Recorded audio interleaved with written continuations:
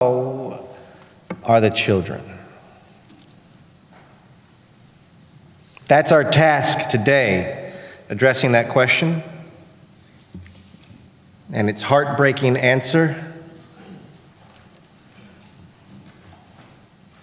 Before we begin shaping the future of MVUU's engagement with the pressing issues of the day, issues that we're going to have to keep pressing, probably, it might be good to look back at our history of justice work in this congregation.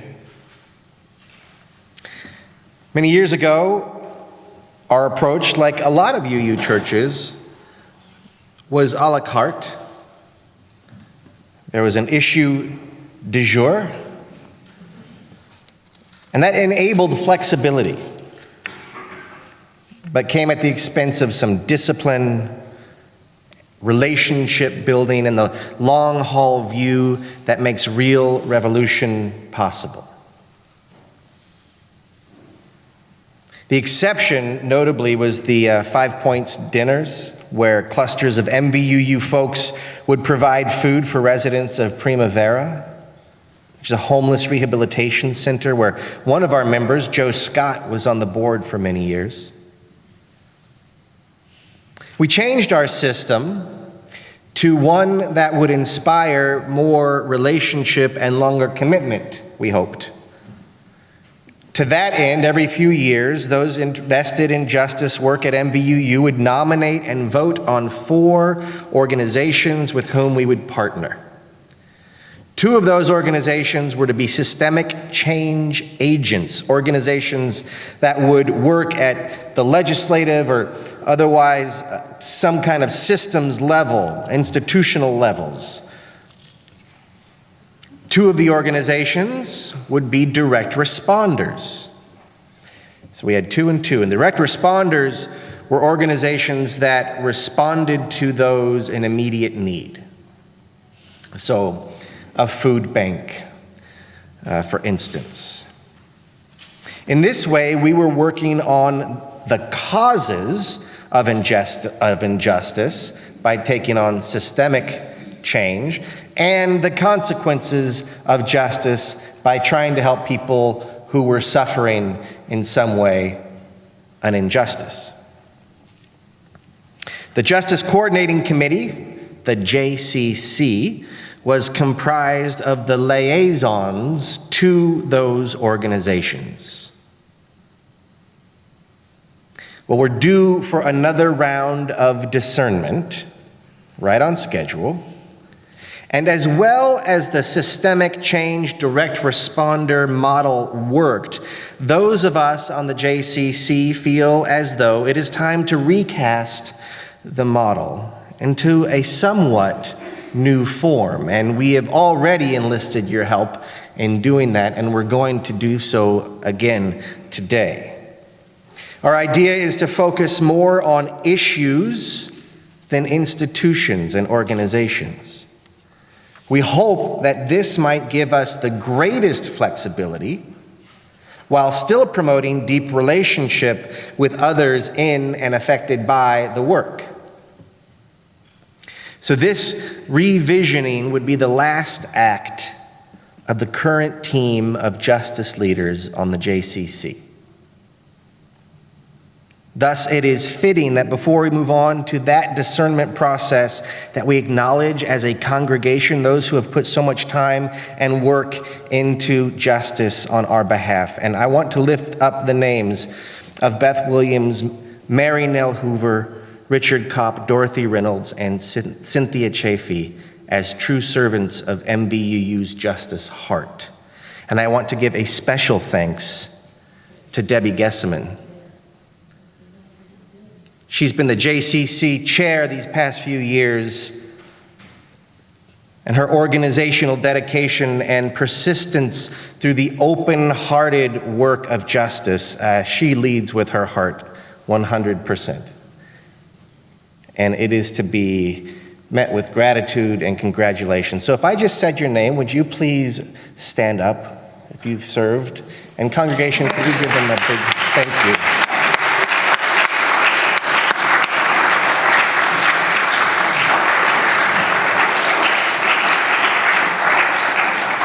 Beth is actually with the kids today too, so she's quite a wonderful servant for MVUU. So now on to the next. We are looking for issues, and we are looking for leaders. It's our hope that the process in which we are about to engage will produce both. Now, 3 months ago, you and I reflected on how justice is what love looks like in public, and that you will know the justice work that calls to you by the heartbreak you feel for it. In between then and now, the JCC engaged you with a survey, the results of which we aggregated into these 8 categories. And you could read them on your insert in the order of service. We then, over the past few weeks, asked you to reflect on your feelings, not your solutions, but your feelings about these issues in the form of Post-it notes. The idea being to court your engagement. So now, with your help from these 8 issues, we will discern 4 to commit to as a congregation. In a moment, I'm going to ask you to get up. This is the embodiment part. No jumping jacks required. But to get up and congregate under one of the signs around the sanctuary. If you can't read them, you can consult your insert. They're listed there. And it would really help, by the way, if you did that step without too much chit-chat so that you can hear the next set of instructions. Once we're down to from 8 to 4 camps, a member of the JCC in that camp will select one of you to interview briefly in front of the other folks in that camp. Okay, so there'll be 4 groups of people. A JCC member will be in each group, and they will select one of you to ask a couple of questions to. I think the questions are also in your order of service insert, so you could prep.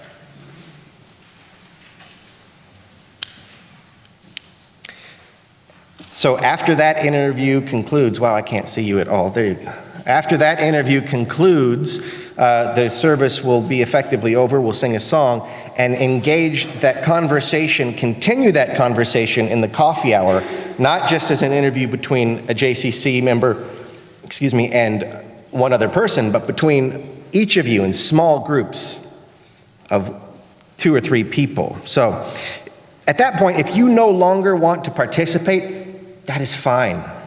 That is okay. Enjoy your coffee and your conversation. We know that activism and organizing isn't for everyone.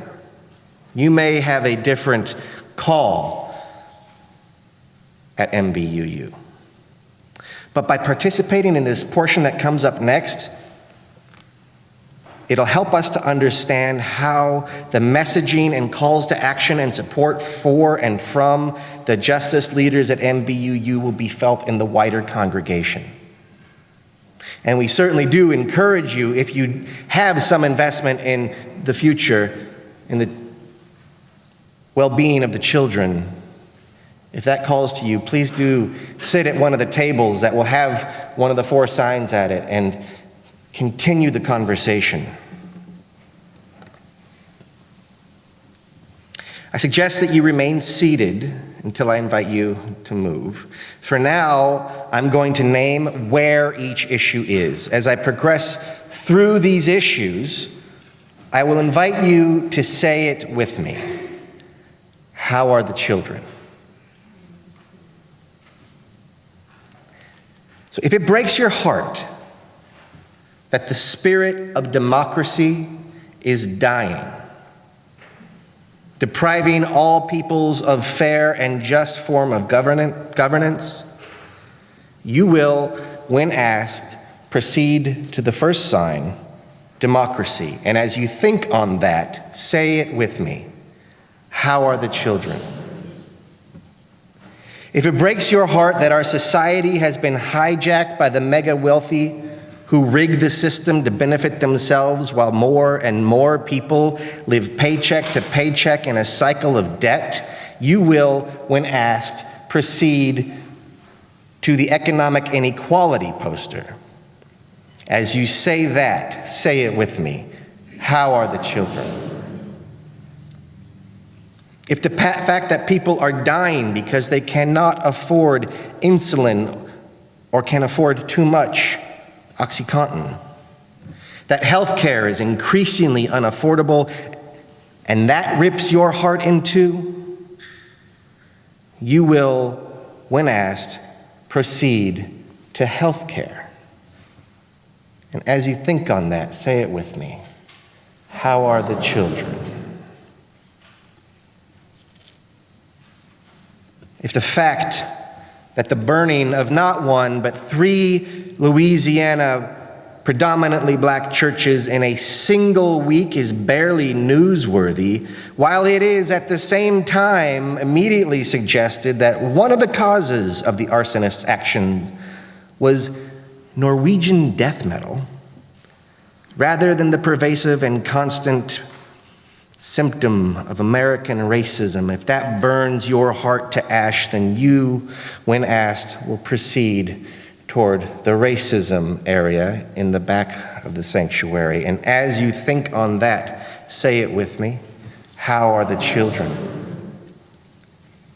If you identify with a paradigm of domination, if you identify a paradigm of domination that has shown up most consistently through the ages as systems and cultures of patriarchy, knowing that that is the root of all of these problems, that fruits in the specifics of sexual violence and the subsequent dismissal of it, if that breaks your heart, you will, when asked, proceed to the patriarchy sign, and as you do so, you will think, say it with me, how are the children?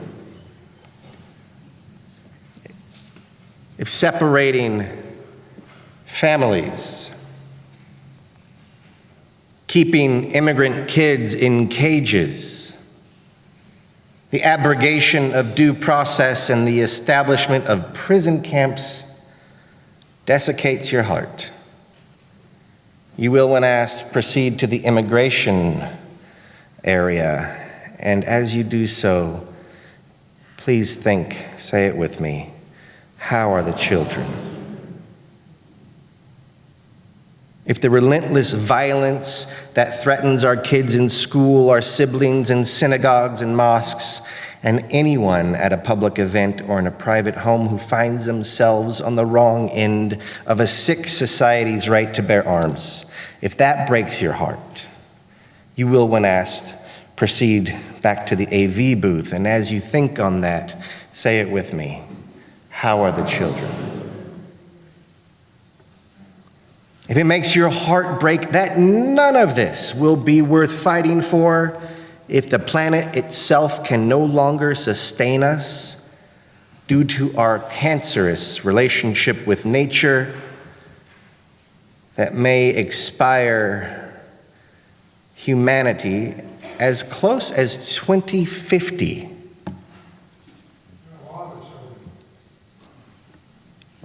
then you will, when asked, proceed to the climate change area. And as you think on that, say it with me one more time. How are the children? There's work for us. There is work for us.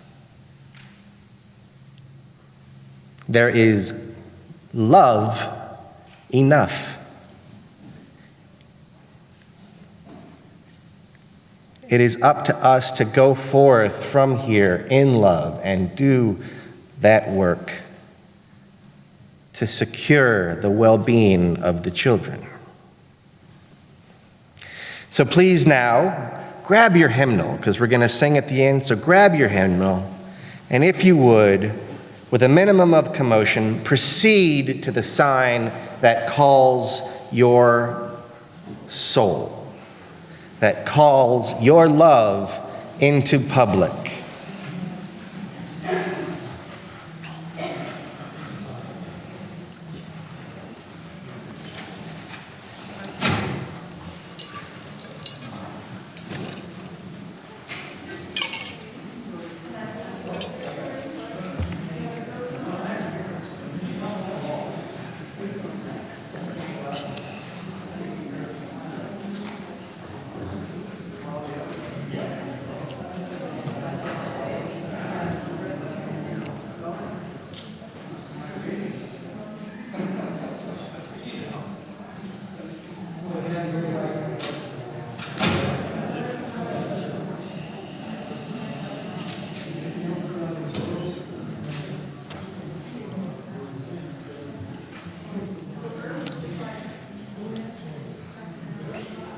Now, it is true that discernment is not easy.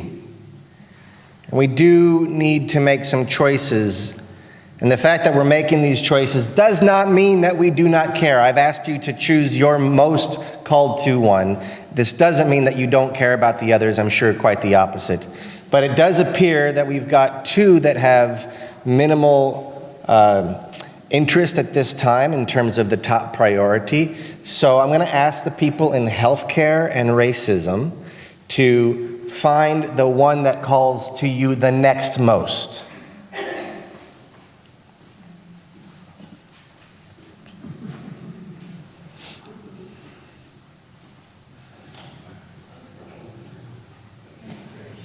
And I recognize that these are not easy choices to make.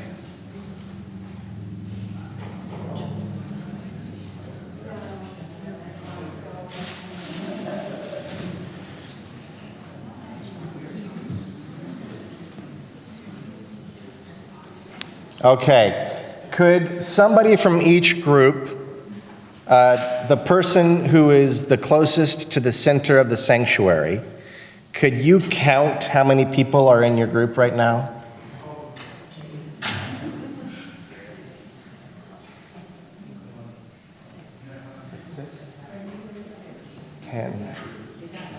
Six, 10, 8? 6, 10, 8. And how many in 7? Okay, so 8. So 6. How much here? I believed you, Tom. I looked right at you and you said 10, and I said they got 10.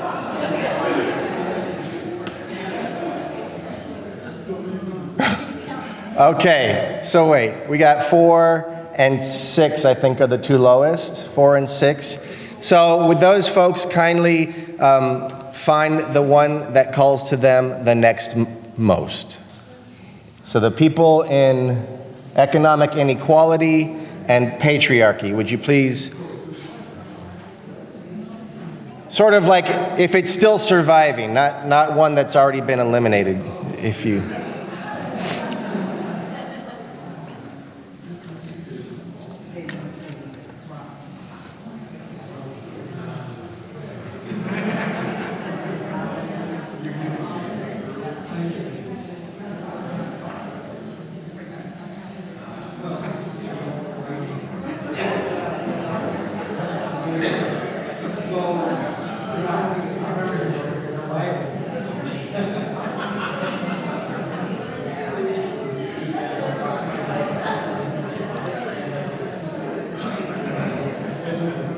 Okay, so congregation, Mountain Vista Unitarian Universalist congregation, congratulations.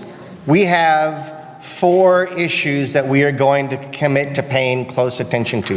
So give yourself a round of applause.